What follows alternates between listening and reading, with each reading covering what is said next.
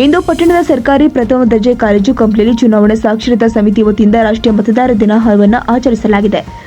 ಕಾಲೇಜಿನ ಪ್ರಾಂಶುಪಾಲರು ಆದ ಡಾಕ್ಟರ್ ಅನ್ನಪೂರ್ಣ ಗುಡುದಾರ್ ಇವರು ವಿದ್ಯಾರ್ಥಿಗಳಿಗೆ ಪ್ರತಿಜ್ಞಾ ವಿಧಿಯನ್ನ ಬೋಧಿಸಿದರು.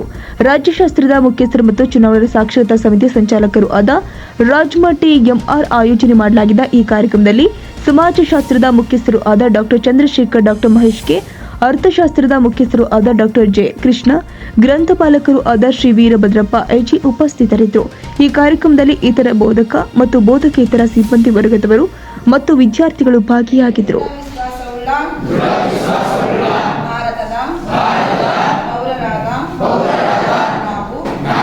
ನಮ್ಮ ದೇಶದ ಪ್ರಜಾಸತ್ತಾತ್ಮಕ